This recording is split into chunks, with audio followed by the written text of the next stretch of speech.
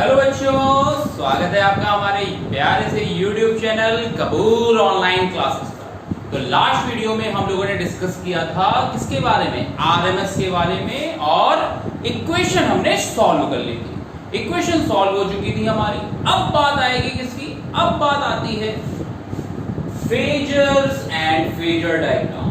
अगर हमें alternating current के बारे में, सर्किट के बारे में समझना है तो हम इससे नहीं बच सकते। ये बात जान लो बेटा कि फेजर्स और फेजर डायग्राम से हम बच नहीं सकते, क्योंकि न्यूमेरिकल बहुत इनफाइनाइट नंबर ऑफ क्वेश्चंस बन सकते हैं इस पे, इसी पर।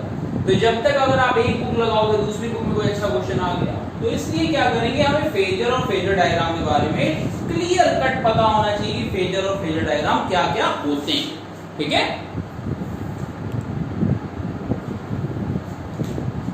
तो देखो बेटा, फेजर और फेजर डायग्राम।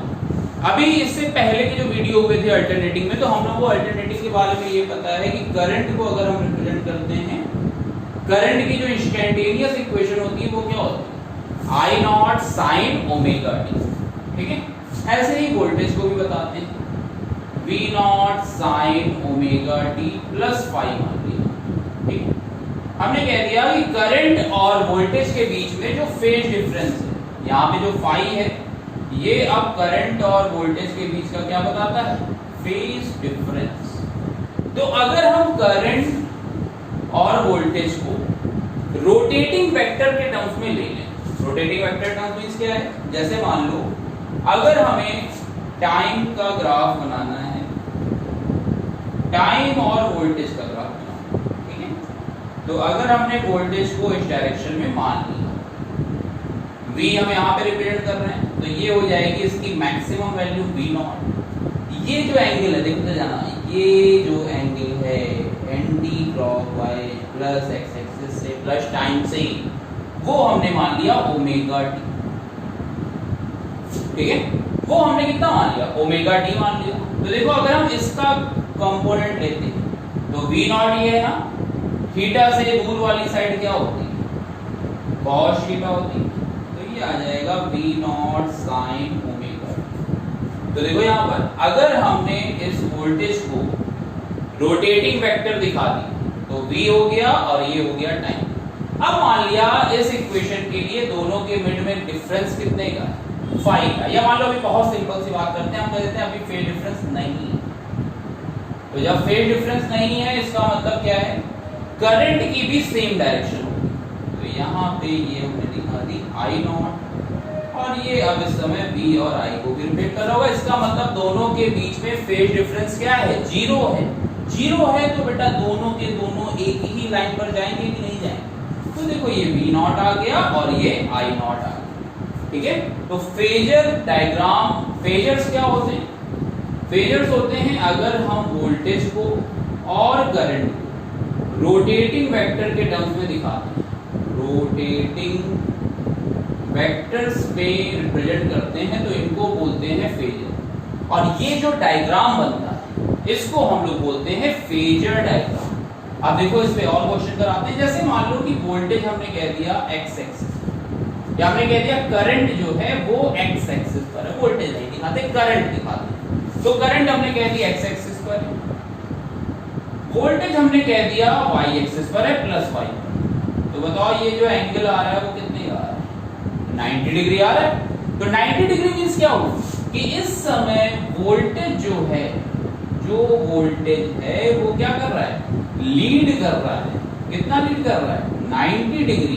किससे, from current, from I. Voltage lead 90 degree from current. या इसी को देखो, आगे जब बढ़ता है तो लीड, आगे जब बढ़ता है तो लीड करता है, और पीछे जब करता है तो लैगिंग, पीछे लैगिंग। तो यहां पे आएगा करंट लैग्स या lags 90 degree from voltage. Voltage से कितने डिग्री, कितना जा रहा है, 90 डिग्री पीछे जा रहा है। अच्छा मान लो एक दूसरा एग्जांपल लेते हैं। हमने कह दिया करंट इस डायरेक्शन में, वोल्टेज नीचे की तरफ। तो अब की बार क्या है, अब की बार लीड कौन कर रहा है, लीड कौन कर रहा है, अब की बार लीड कर रहा है करंट। तो अब की बार आ गया current Leeds 90 degree from current, from voltage यहाँ पे लिख दिया current Leeds 90 degree from voltage, ठीक है।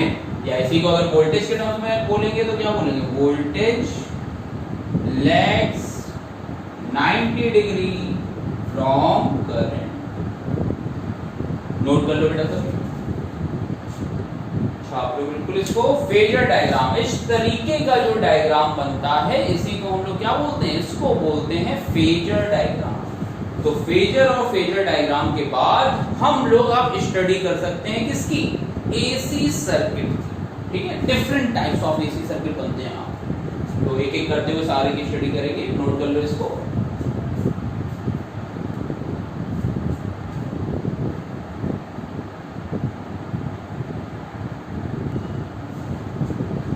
अब बात आ रही है different types of AC circuit. तो पहले तो एसी सर्किट अगर बनाना है तो हमें कुछ बातें पता होनी चाहिए कि कौन कौन से एलिमेंट हम लेने वाले हैं। तो अगर हम स्टार्टिंग से 12th में बात करें तो 12th में देखो इलेक्ट्रोस्टैटिक में एक एलिमेंट था, एक डिवाइस थी जिसको बोला गया था कैपेसिटर। तो कैपेसिटर का साइन सबको आता है, दो बराबर डंडे बना देते हैं, दो बराबर डंडे बनाते हैं, एक होता है पॉजिटिव और एक नेगेटिव। ये चार्ज को स्टोर करता था कैपेसिटी, ठीक है। उसके बाद करंट इलेक्ट्रिसिटी में हम गए थे। करंट इलेक्ट्रिसिटी में एक आया था एलिमेंट जिसको बोला गया था रेजिस्टेंस, तो ये हो गया कैपिटल आर। फिर मैग्नेटिज्म में जब आए ईएमआई में तो देखो एक इंडक्टर आया, एक कॉइल थी इसको इंडक्टर बोला गया। तो कैपेसिटर, रेजिस्टेंस, इंडक्टर, इन तीनों के कॉम्बिनेशन से अब हमारे कई टाइप के सर्किट बनने लगेंगे। देखो कैसे बनेंगे। तो सबसे पहले तो समझ लो, यूनिट समझ लो सबकी। कैपेसिटर की यूनिट याद है, कैपेसिटर की यूनिट होती थी फैराड, ठीक है, एफ से दिखाते थे। रेजिस्टेंस, रेजिस्टेंस की यूनिट क्या होती थी, ओम।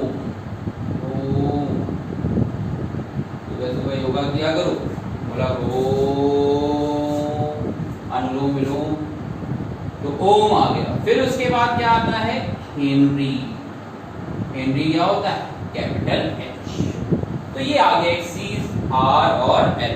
अब इसी के टाइप से अब देखो क्या होता है, जब हम एसी सर्किट बनाते हैं तो एसी सर्किट का जो सोर्स होता है, जैसे डीसी को तो हम लोग इस तरीके से रिप्रेजेंट करते थे, एक बड़ा डंडा एक छोटा डंडा।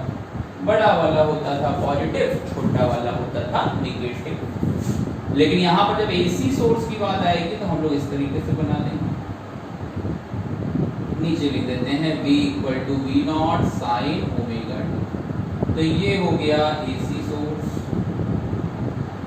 ये हो गया L और ये हो गया R और ये हो गया C। अब इसके बाद हम लोग डिफरेंट सर्किट्स की बात करने वाले हैं यहाँ पे। तो C, R और L, इसमें किसी को कोई डाउट है नहीं? तो चलो ठीक है, इतना नोट करो, फिर इसके आगे बताते हैं।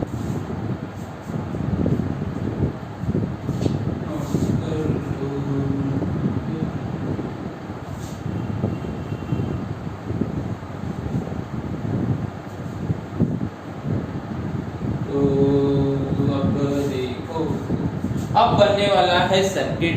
तो सर्किट बनाने के लिए क्या होना चाहिए, एक बैटरी होनी चाहिए। तो देखो अब यहाँ पे डाल लो एसी सर्किट, CCD। तो अब यहाँ पे देखो एसी सर्किट की अगर हम बात करें तो पहले इंडिविजुअल बात करें।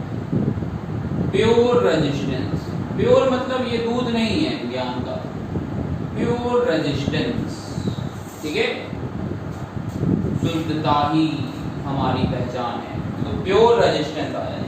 अब प्योर रेजिस्टेंस में देखो, तो प्योर रेजिस्टेंस क्या है, ऐसा सर्किट जिसके अंदर क्या हो, केवल और केवल क्या हो, रेजिस्टेंस। तो देखो एक सर्किट बना दिया, एक रेजिस्टेंस लगा दिया और नीचे एक एसी सोर्स दे दिया। ये आ गया V = V0 sin omega t और ये आ गई R। तो प्योर रेजिस्टेंस सर्किट समझ आया। एक ऐसा सर्किट जिसके अंदर केवल और केवल क्या है, रेजिस्टेंस। तो केवल और केवल रेजिस्टेंस है, तो ये कैपिटल R हो गया और ये इतना आ गया। अच्छा दूसरा सर्किट देखते हैं, circuit containing inductor only, inductor only. तो अगर केवल इंडक्टेंस होगा तो देखो क्या होगा, इंडक्टर का सिंबल क्या होता है, कॉइल बना देते हैं और इस कॉइल को किससे अटैच कर दो, अल्टरनेटिंग सोर्स से कर दो। तो एक ऐसा सर्किट सोर्स बनाने के बाद ये करंट नहीं दिखाते क्योंकि एसी में कोई डायरेक्शन फिक्स नहीं होती ना, तो बस इतना दिखा दो, ठीक है। तो इंडक्टर ओनली में क्या बनेगा, एक इस टाइप का सर्किट बनेगा, यहाँ पर L होता है, L होता है इसका इंडक्टेंस, वो जो कॉइल है, कॉइल का इंडक्टेंस जो होता है, इंडक्टेंस वो होता है, ठीक है। और इसके अंदर जो रुकावट होती है, देखो हर एक एलिमेंट वो क्या करता है, करंट के फ्लो को रोकता है, तो सबके अक्रॉस क्या होती है, कुछ ना कुछ रुकावटें होती है। तो यहाँ पे जो रुकावट होती है इसको रिप्रेजेंट करते हैं एक्सेल, जिसको बोलते हैं इंडक्टिव, क्या बोलते हैं, इंडक्टिव रिएक्टेंस। तो इंडक्टिव रिएक्टेंस आ गया एक्सेल। यहाँ पे तो रेजिस्टेंस ही बोलते थे, क्लास 9 से पढ़ रहे हो कि रजिस्टर के अक्रॉस जो रुकावट होती है वो रेजिस्टेंस होती है, इसके अक्रॉस जो रुकावट होती है वो एक्सेल होती है। एक्सेल का फॉर्मूला भी लिख लो, एक्सेल का फॉर्मूला होता है ओमेगा एल। ये जब प्रूविंग कराएंगे तब बताया जाएगा, अभी न्यूमेरिकल भी यहाँ से साइड बाय साइड करते रहना तुम लोग। तो एक्सेल का फॉर्मूला आता है ओमेगा, ओमेगा याद है ना, भूले तो नहीं, भूलो नहीं बेटा, ओमेगा होता है 2f पाई, ओमेगा होता है 2f पाई, ठीक है।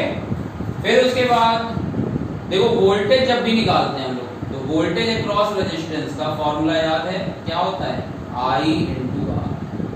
ऐसे ही वोल्टेज अक्रॉस इंडक्टर भी होता है, तो I करंट इनटू रुकावट, रुकावट कितनी है, XL। तो VL का फॉर्मूला क्या आ जाएगा, I into XL आ जाएगा, ठीक है।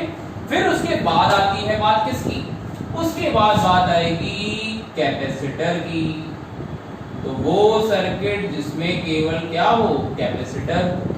तो कैपेसिटर होगा तो देखो क्या आएगा, एक ये कैपेसिटर बना दिया, ये एसी सोर्स लगा दिया, बार बार वही काम, V equal to V not sine omega t, ठीक है। तो V इक्वल टू आ गया V not sine omega t. तो यहां से देखो ये कैपिटल C हो गया और ये इतना आ गया, ठीक है।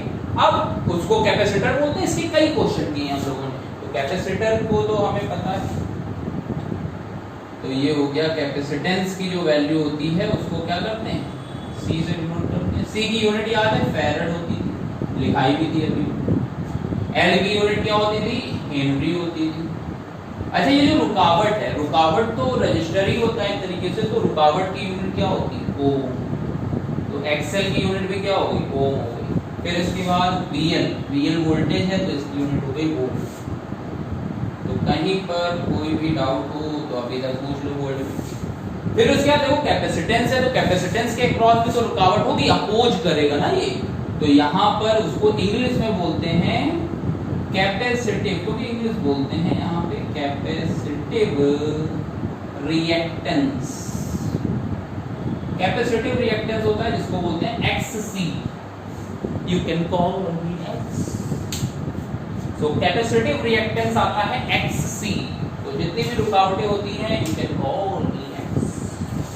C के क्रॉस है तो C, उसके क्रॉस है तो XL, उसके क्रॉस है तो XC।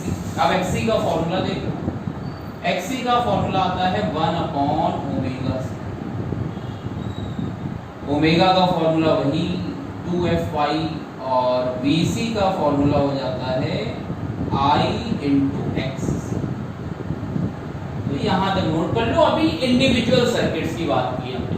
एक सर्किट हमारा क्या था, प्योर रेजिस्टेंस, फिर प्योर इंडक्टर और फिर कैपेसिटर। तो capacitor only, inductor only, pure resistor. तो ये हमारा यहाँ पे 3 सर्किट समझ में आ गए हैं। अभी प्रूविंग कुछ नहीं हुई, प्रूविंग अभी हमने कुछ नहीं कराई, क्योंकि प्रूविंग करा देंगे तो सारा का सारा फोकस तुम्हारा किस पे चला जाएगा, प्रूविंग पे चला जाएगा, समझना नहीं होगा तुम्हें। इसलिए आज के लेक्चर में हम लोग प्रूविंग नहीं करेंगे, हम लोग सर्किट समझ लेंगे और उससे जो रिजल्ट आएगा वो हम मान लेंगे, याद कर लेंगे। आज भरोसा कर लो हम, अगले लेक्चर में मान जाओगे। तो आज के लेक्चर में भरोसा करना केवल हमारे ऊपर, ये होता है, ठीक है। जैसे XL equal to omega L, ये होता है, मान लो। आज क्लास में आए होंगे तो इतना भरोसा कर सकते होंगे। फिर उसके बाद अगले लेक्चर में सारी प्रूविंग एक साथ करा देंगे, ठीक है। तो different type of AC circuit में 3 सर्किट, ये तुम लोगों को समझ में आ गया, नोट कर लो यहाँ पर।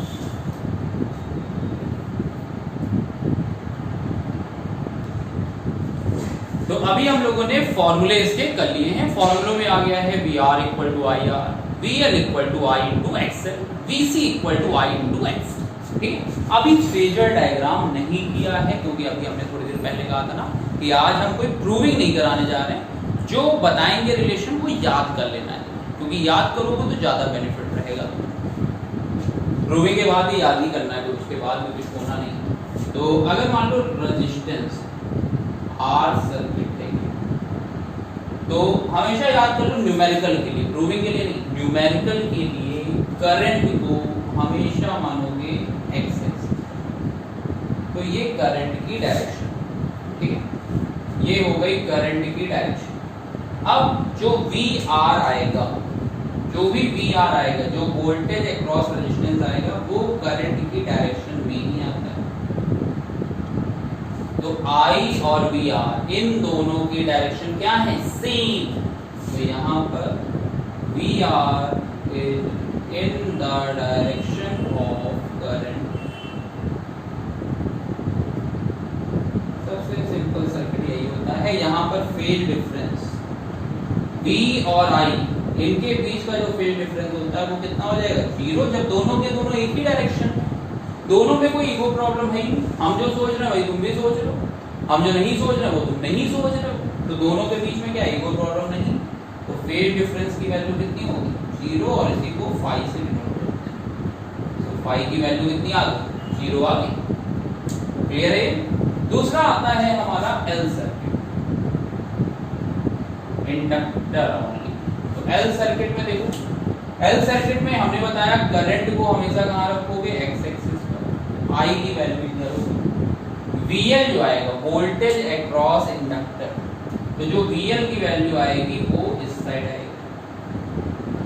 जो एंगल बनेगा वो कितना बनेगा, 90 डिग्री, ठीक है।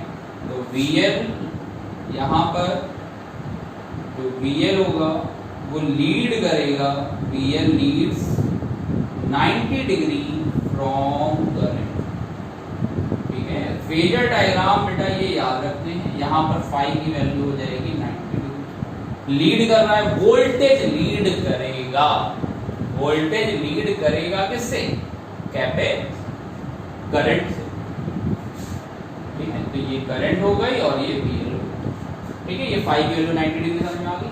फिर उसके बाद देखो, अगर हम C सर्किट की बात करते हैं तो C सर्किट में करंट को हमने दिखाया एक्स एक्सिस पर, करंट जो है वो है एक्स एक्सिस पर, ठीक है।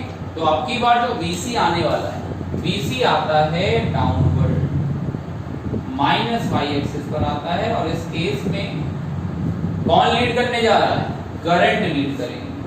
I leads 90 degree from voltage. I जो होगी वो 90 डिग्री लीड करेगी किससे, वोल्टेज से।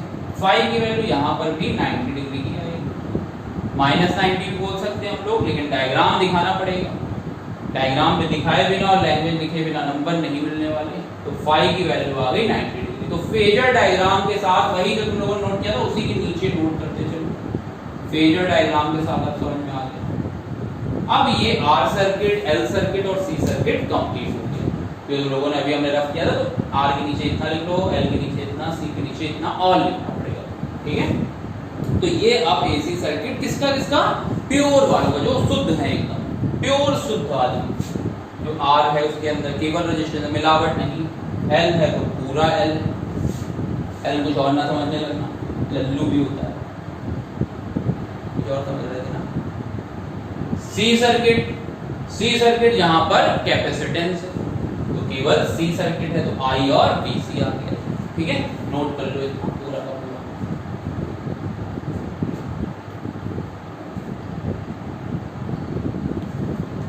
अब देखो 3 सर्किट प्योर सर्किट कंप्लीट हो गए थे।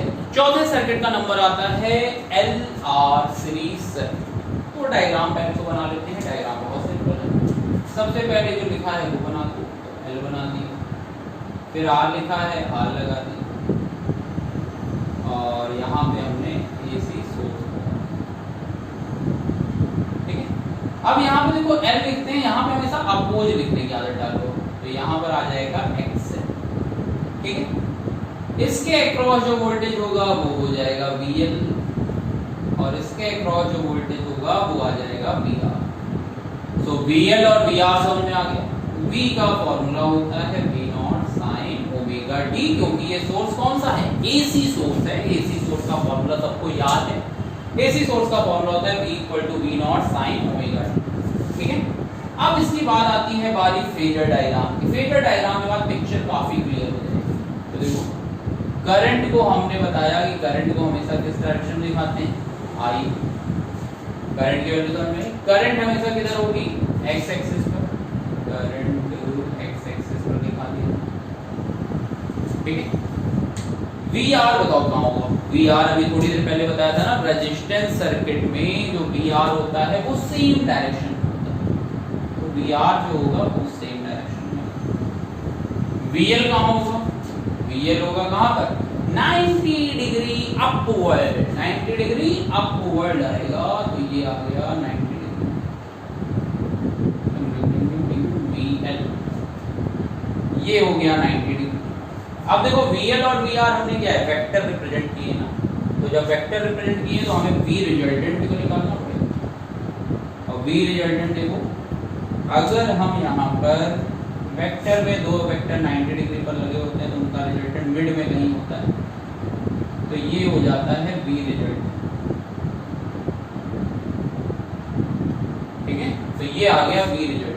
तो V रिजल्टेंट की जो वैल्यू आई वो कितनी आ गई, √ VL स्क्वायर, क्लास 9 में पढ़ा था, hypotenuse equal to perpendicular square plus base square, तो VL का स्क्वायर प्लस VR का स्क्वायर, तो V रिजल्टेंट की वैल्यू आ गई। अच्छा देखो, हर सर्किट में क्या थी, रुकावट थी, अपोज था। XL में L इंडक्टर था तो अपोज कितना था, XL। यहाँ पे अपोज कितना था, R। तो अब दोनों के दोनों मिलेंगे तो ज्यादा अपोजिशन होगा, ज्यादा रुकावटें आएंगी, तो उस रुकावट को हम लोग बोलते हैं इंग्लिश में Z के नाम से, इम्पीडेंस। तो V रिजल्टेंट देखो, V का हमेशा फॉर्मूला क्या होता है, करंट इनटू रुकावट। ये होता है करंट इनटू रुकावट, तो I इनटू Z। अभी Z क्या होता है इंग्लिश में बता रहे हैं, √ VL। VL की वैल्यू क्या थी, I into XL whole square. VR की वैल्यू क्या थी, I into R whole square. ठीक है, तो यहां से I इनटू Z आ गया, √ I स्क्वायर कॉमन हो गया, ये बचा XL square plus R square. तो I बाहर आ जाएगा, यहाँ से I इनटू Z, I बाहर हो गया, √ XL square plus R square. तो अगर तुम Z की, I से I कैंसिल हो गया, तो यहाँ से Z की जो वैल्यू आएगी, पहला पार्ट था तो इतना लंबा करके दिखाया हमने, नहीं तो अगले पार्ट से आंसर डायरेक्ट हम लिख सकते हैं कि जो रिलेशन B में होता है वही किसमें होता है, Z में। Z को हम लोग बोलते हैं इम्पीडेंस। इम्पीडांस, इम्पी के साथ इंपॉर्टेंट है और डांस करना है, तो इम्पीडांस। तो Z इक्वल टू आ जाएगा √ XL square plus R square. अब यहाँ पे देखो, यहाँ पे हमें ये एंगल भी बताना पड़ेगा। ये एंगल किसके इसके बीच का है, V रिजल्टेंट और I के बीच में, कि V रिजल्टेंट और I के बीच में एंगल कितना बन रहा है। ठीक, तो Z की वैल्यू आ गई √ XL square plus R square. फिर उसके बाद देखो tan फाई, अगर हम tan फाई की वैल्यू कैलकुलेट करें तो tan फाई की वैल्यू क्या होगी, परपेंडिकुलर अपॉन बेस, तो tan फाई आएगा VL अपॉन VR। ठीक है ना, tan फाई की वैल्यू क्या हो जाएगी, VL अपॉन VR। VL में तुम्हें पता है कि tan फाई इक्वल टू होता है I into XL upon I into R, I से आई कैंसिल, तो tan फाई की वैल्यू आ जाएगी एक्सएल अपॉन आर। तो ये tan फाई का, z का, v रिजल्टेंट का ये फॉर्मूला आ गया। ठीक है, नोट कर लो इसको। सीरीज सर्किट में फेजर डायग्राम न्यूमेरिकल्स में करंट हमेशा कहाँ दिखाओगे, एक्स एक्सिस पर, तो उससे तुम्हें फालतू की कैलकुलेशन से बचे रहोगे। अगर तुम्हारा मन है बुक के अकॉर्डिंग चलने का, ओमेगा टी दिखाने का, तो बचोगे नहीं, आंसर आएंगे, आंसर आएंगे, आंसर आना कोई बड़ी बात नहीं है, लेकिन उसके बाद वो क्वेश्चन सॉल्व नहीं हो पाएंगे। ठीक है, चलो फिर इतना कॉपी कर लो जब तक। तो अब ये पांचवा सर्किट आता है सी आर सीरीज सर्किट। तो देखो सी आर वाला सी आर नहीं, ये वाला सी आर नहीं है, ये है C dash R, C R series circuit. तो सी आर सीरीज सर्किट में देखो क्या होगा, ये हो गया कैपिटल सी, ये हो गया कैपिटल आर, दिल की धड़कनें चल रही है ये रात, तो ये हो गया, ये हो गया आर, इसके अक्रॉस एक्सी, आर ऊपर दिखा देते हैं, वोल्टेज नीचे दिखा देंगे तो बीसी, और ये आ गया बी। एसी बनाया है तो बी नॉट साइन ओमेगा। इतना अब इसके बाद हमें पता है हमें क्या फर्ज है हमारा, फेजर डायग्राम, हमें फेजर डायग्राम बनाना होता है। तो देखो फेजर डायग्राम बनाएंगे तो सबसे पहले करंट हमेशा कहाँ दिखाते हैं, एक्स एक्सिस, वी आर कहाँ पे जाएगा, वो भी जाएगा एक्स एक्सिस पर ही जाएगा वी आर, तो ये वी आर इधर चला गया, वीसी देखो डाउनवर्ड जाएगा, तो ये हो गया वीसी 90 डिग्री। ये पता है तुम्हें, जब सी सर्किट बताया था तो वीसी की वैल्यू कहाँ जा रही थी, डाउनवर्ड जा रही थी। तो फिर उसके बाद देखो क्या होगा, ये यहाँ से रिजल्टेंट की वैल्यू ये हो जाएगा V रिजल्टेंट। ठीक है, तो ये V रिजल्टेंट आ गया।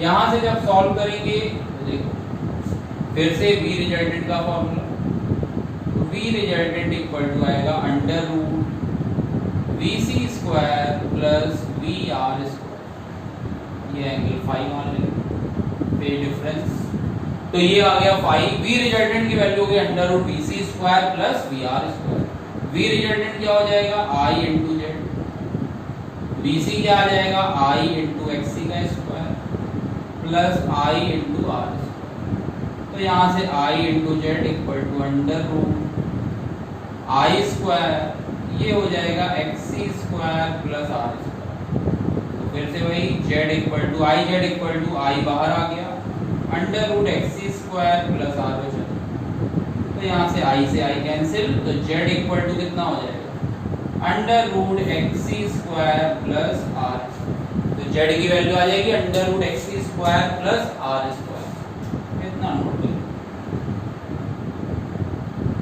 तो Z की वैल्यू आ गई under root XC square plus R square. अच्छा, अब यहाँ पे हम लोग बात करते हैं tan फाई। तो tan फाई बताओ क्या आएगा, tan फाई फिर से वही VC अपॉन VR,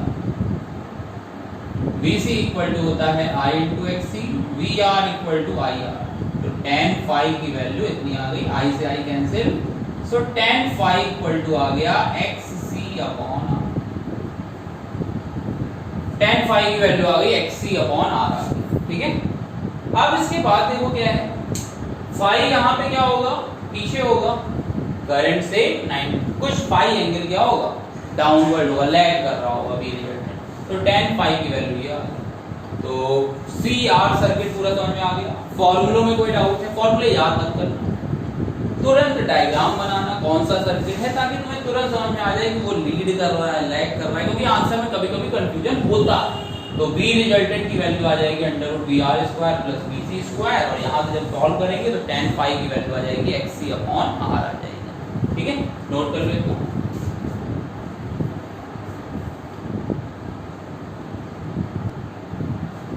अब देखिए लास्ट सर्किट जो आता है कॉम्बिनेशन का, लास्ट कौन सा, दो के कॉम्बिनेशन का जो लास्ट सर्किट है वो होता है LC series circuit.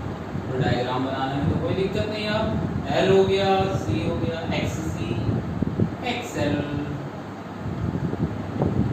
v equal to V not sine omega t, ये हो गया VL और ये हो गया VC, ठीक है ना।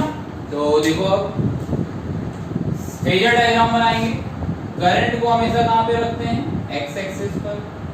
VL कहाँ जाता है, अपवर्ड। VC कहाँ जाएगा, डाउनवर्ड, ठीक है। तो देखो VL एक वेक्टर ऊपर जा रहा है, एक नीचे जा रहा है, तो रिजल्टेंट क्या हो जाएगा, रिजल्टेंट हो जाएगा दोनों का डिफरेंस। तो V रिजल्टेंट की वैल्यू आएगी VL डिफरेंस VC, जो भी वैल्यू ज्यादा होगी उस साइड चला जाएगा। अगर हमें टोटल इंपीडेंस निकालना है I इंटू जेड, तो ये आएगा I into XL difference I into XC, I common, तो ये आ गया I जेड इक्वल टू इतना, I से I कैंसिल, तो जेड इक्वल टू आ गया एक्सएल डिफरेंस एक्स, ये जेड की वैल्यू आ गई, V रिजल्टेंट की वैल्यू भी आ गई। अच्छा बताओ, दोनों केस में चाहे VL ज्यादा हो या VC ज्यादा होगा तो आउटपुट V रिजल्टेंट का या तो ऊपर की तरफ होगा ऐसे, या ऐसे होगा, I इधर है और V रिजल्टेंट ये। अच्छा तो ऊपर वाले के लिए कंडीशन क्या होगी, अगर रिजल्टेंट ऊपर आ रहा है तो इसका मतलब VL ज्यादा होगा कि VC ज्यादा होगा। बेटा कॉपी में लिख लो, कौन सा ज्यादा होगा उस केस में, उस केस में VL is greater than VC। नीचे वाले केस में VL is less than VC होगा। लेकिन बताओ दोनों केस में जो फाई की वैल्यू है, फाई की वैल्यू वो कितनी रहेगी, 90 डिग्री रहेगी। तो फाई की वैल्यू हमेशा कितनी रहने वाली, 90 डिग्री। दैट मींस रिजल्टेंट और नेट करंट के मिड का जो एंगल आएगा वो कितना आएगा, 90 डिग्री आएगा। नोट कर लो इसको, कॉपी कर लो, कहीं पे कोई डाउट नहीं होगा। सीक्वेंस वाइज चलेंगे, इसी लेक्चर में सब कंप्लीट कर देंगे सर्किट न्यूमेरिकल वाले में। अगला जो लेक्चर बनाएंगे उसमें प्रूविंग कराएंगे, ठीक है, नोट कर लो। तो देखो लास्ट है हमारा LCR सीरीज सर्किट। अभी तक हम लोगों ने देखो क्या किया, पहले 1 बाई 1 3 सर्किट थे, pure R, pure L, pure C, ठीक है। फिर उसके बाद दो के कॉम्बिनेशन बनाए, LR, CR and LC circuit. अब तीनों का अगर हम कॉम्बिनेशन बनाए तो तीनों का कॉम्बिनेशन क्या हो जाएगा, LCR सीरीज सर्किट। तो अगर हम LCR सीरीज सर्किट की बात करते हैं तो देखो ये आ गया L, ये हो गया C और ये हो गया R।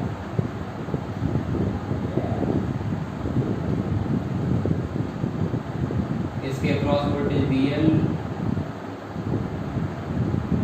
इसके अक्रॉस VC और इसके अक्रॉस, इक्वेशन वही है V not sine omega t, ठीक है। तो देखो कैसे कैसे चलेगा। सबसे पहले तो करंट हम लोग कहाँ निकालते हैं, एक्स एक्सिस में, I करंट को हमेशा एक्स एक्सिस में दिखाना है। VR बताओ कहाँ होगा, VR हो जाएगा इसी डायरेक्शन में, VL हो जाएगा ऊपर क्योंकि L हमेशा लीड करता है 90 डिग्री, और VC हो जाएगा नीचे। तो ये डायग्राम बनेगा। अब 2-3 वेक्टर आ गए, तो पहले दो को सॉल्व कर लेते हैं। तो हमने मान लिया कोई एक केस मान लिया जिसमें VL ग्रेटर देन VC, तो VL ग्रेटर देन VC है, तो देखो क्या बनेगा, ये आएगा VL माइनस VC, यहाँ पर हो जाएगा VR और ये हो गया, ये डायग्राम बनेगा ना। तो इस डायग्राम के बाद देखो V रिजल्टेंट जो आएगा, V रिजल्टेंट इस तरफ आएगा, ये हो गया फाई, ठीक है। तो ये फाई आ गया, ये VR हो गया और ये हो गया I। तो देखो अब इसके बाद फिर से V रिजल्टेंट निकालना है तो पाइथागोरस थ्योरम लगेगी। पाइथागोरस थ्योरम लगेगी तो देखो V रिजल्टेंट का जो फॉर्मूला आएगा, V रिजल्टेंट का फॉर्मूला आने वाला है under root VL minus VC का स्क्वायर प्लस VR स्क्वायर। अब इसके बाद देखो VL माइनस VC हो गया, ये आ गया V resultant equal to under root VL minus VC square plus VR square. इतने क्वेश्चन कर चुके हैं हम लोग, तो पता है Z में भी सेम रिलेशन आता है। तो Z equal to under root XL minus XC का स्क्वायर प्लस R स्क्वायर। फिर उसके बाद tan फाई क्या आ जाएगा, tan फाई आएगा BL माइनस BC अपॉन BR। और अगर हम रेजिस्टेंस के टर्म्स में, रिएक्टेंस के टर्म्स में बताएंगे तो XL minus XC upon R। ठीक है, तो tan फाई हो गया XL minus XC upon R। एक टर्म आता है पावर फैक्टर, वो मैं यहाँ पे फॉर्मूला डिस्कस कर लेता हूँ, फिर जब पावर बताऊंगा तो बता दूंगा। Power factor in LCR circuit. अगर हमें किसी भी सर्किट में पावर फैक्टर कैलकुलेट करना तो पावर फैक्टर का फॉर्मूला होता है cos phi equal to R upon Z। cos phi equal to R upon Z, तो Z यहाँ से कैलकुलेट करोगे और वो यहाँ पे पावर फैक्टर आ जाएगा। तो इस लेक्चर में हमने डिफरेंट टाइप के AC सर्किट सारे के सारे कंप्लीट कर लिए। ठीक है, अब जो नेक्स्ट वीडियो आएगी उसमें मैं इसकी प्रूविंग बता दूंगा, जो L सर्किट की क्यों 90 डिग्री लीड करता है, R क्यों उसी डायरेक्शन में होता है, C सर्किट क्यों वो 90 डिग्री लैग करता है। तो इस वीडियो में देखने के बाद आप सब लोग न्यूमेरिकल करना स्टार्ट कर दें। ठीक है, तब तक के लिए गुड बाय बेटा, take care all of you, bye bye.